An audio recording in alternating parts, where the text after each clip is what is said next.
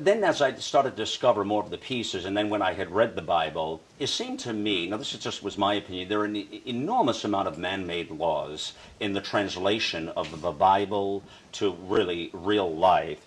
And there's something I read in here which it talks about that the Lord taught me never to take a passage from the Scriptures out of context and try to understand or explain its full meaning.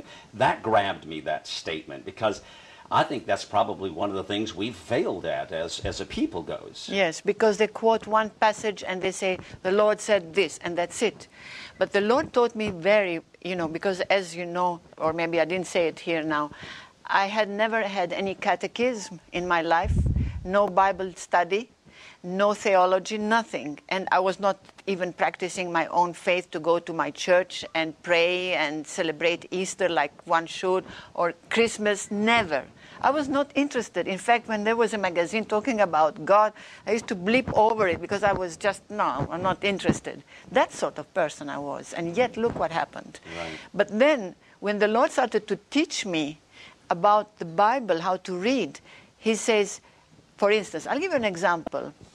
About our times, they have been predicted, and these end of times that are not the end of the world, but end of times, he said, open, and I had to work with the Bible next to me because he used to say, Jesus, open the Scriptures, but he didn't tell me so-and-so passage. He told me, I'm going to put your hand where it is that I want you to read, and you spot it there, it's going to be there. So it's very quick, the learning of Jesus. It's really, I would say, crash course, like a crash course.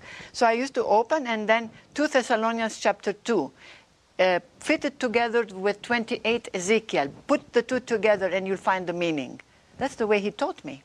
So what was it? It was the end of times, the two signs that you'll recognize them, that we are fully up to the neck with these end of times. And that is, the first sign is the falling away from God, rejection of God, complete rejection of faith, and no more belief in God. The second one is the spirit of rebellion. That's full blast here, everyone in the world, So the two signs, and that people will play God, like imitating God, and that is Ezekiel, combined with the Thessalonians. So this is the way he taught me to read the Bible, the Scriptures, and it makes sense.